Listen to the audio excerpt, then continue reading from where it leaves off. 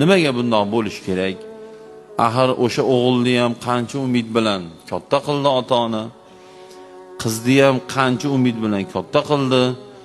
Endi qiz chiqargan o'g'il uylaganlar hatto u to'y kunidagi xursandchilikni qo'ying. Bizda oq kiydi deydi. Yani bir joyga sovchilikka borib, ularni roziligini olgan kunidagi xursandchilikni ko'ring.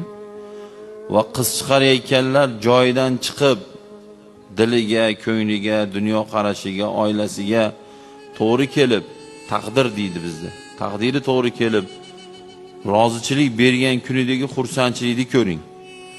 To'ygacha bo'ladigan, qalbdan o'tadigan shirin kechilmalarni ko'ring.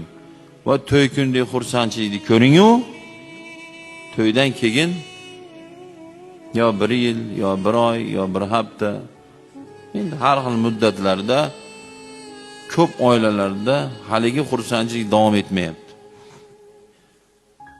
Nimaga deb o'ylaysiz?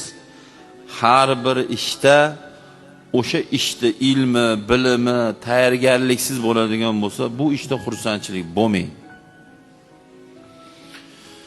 Qishda g'amini yozda yegin degan bobolarimizning gapi bor. Agar yozda g'amini yemagan odam qishda qiynaladi. Tayyorgarlik ko'rish kerak. Qishda o'ziga yarasha bilimi bor. Gaz bo'lsa undan foydalanish, pechka bo'lsa undan foydalanish, ko'mir bo'lsa undan foydalanish, bilimini bilish kerak. Bilimini bilmasa, eng oxirgi yomon holat o'ladi odam. Xuddi shuni singari bolani tug'ib va tug'dirib, mana tirik jonga nima kerak?